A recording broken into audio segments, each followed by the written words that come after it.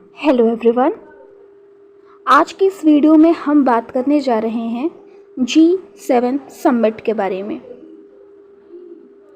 Current affairs के लिए ये न्यूज़ काफ़ी इम्पॉर्टेंट है for any competitive exam like RRB, SSC, UPSC and other state PSC। तो चलिए वन बाय वन करके सारी चीज़ों को हम डिटेल में पढ़ते हैं और ये समझते हैं कि आखिर भारत G7 का सदस्य न होते हुए भी इसकी बैठक में सम्मिलित क्यों होता है, क्यों भारत को G7 समिट पर बैठाया जाता है। देखिए, ये समझने से पहले हमें यह जानना होगा कि G7 आखिर है क्या। विश्व के 7 विकसित और लोकतांत्रिक देशों का समूह G7 है।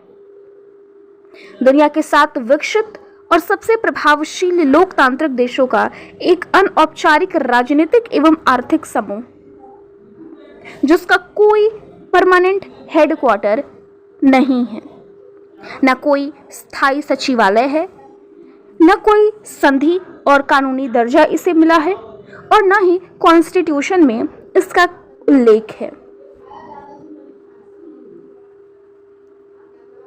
अब हम समझते हैं G7 का इतिहास क्या है, G7 आखिर क्यों बना। तो 1973 में तेल संकट आया था पूरे वैश्विक स्तर पर और उस तेल संकट के बाद 1973 में G7 की शुरुआत होती है और इसकी पहली बैठक फ्रांस में होती है और उस समय G6 की स्थापना की जाती है। उस समय केवल 6 देश ही इसमें शामिल थे, लेकिन बाद में कनाडा जुड़ा और यह समूह G7 का बना 1976 में। फिर कुछ समय बाद इसमें रूस को शामिल किया गया और यह G7 से G8 में तब्दील हो गया। लेकिन क्रीमिया पर रूस का कब्जा होने के बाद G8 से रूस को निलंबित कर दिया गया और फिर से यह G7 बन चुका।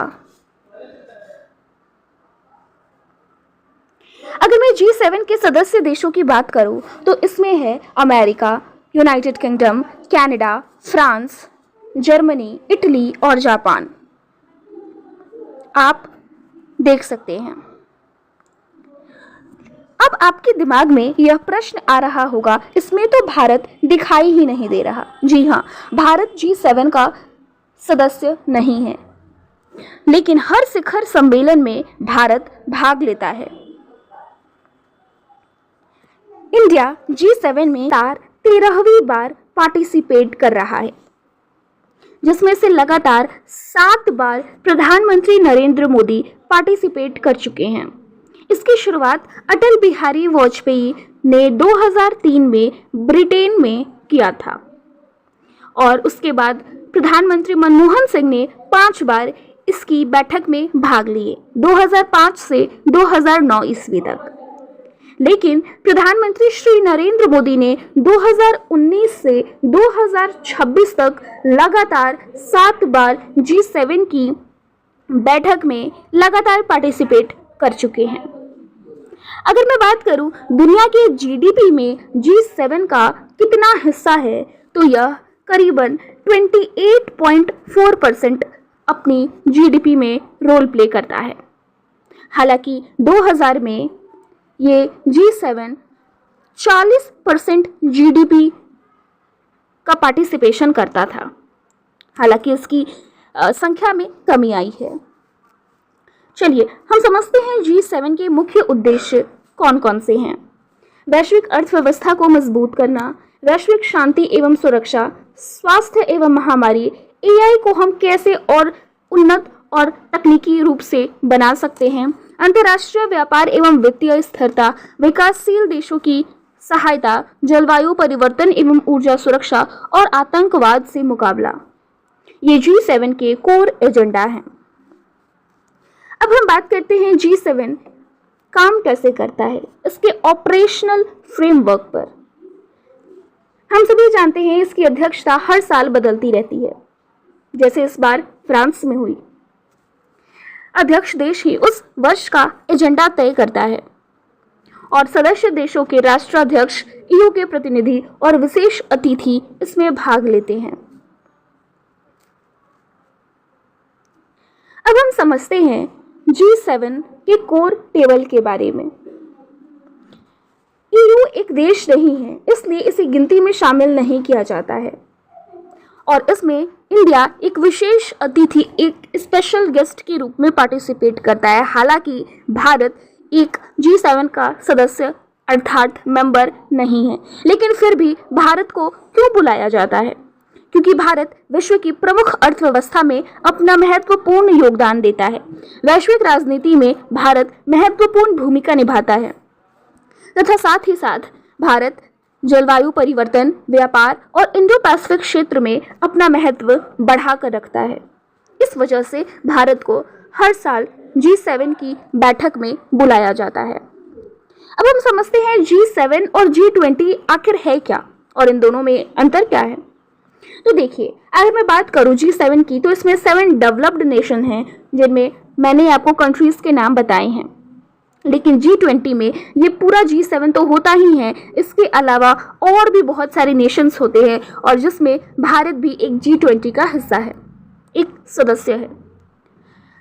अर्थव्यवस्था की बात करूं तो ये मुख्य रूप से विकसित हो चुका है, लेकिन G20 में विकासशील और विकसित दोनों आते हैं। भारत की स्थिति की बात करूं तो भारत G7 का सदस्य नहीं है, लेकिन G20 का सदस्य है।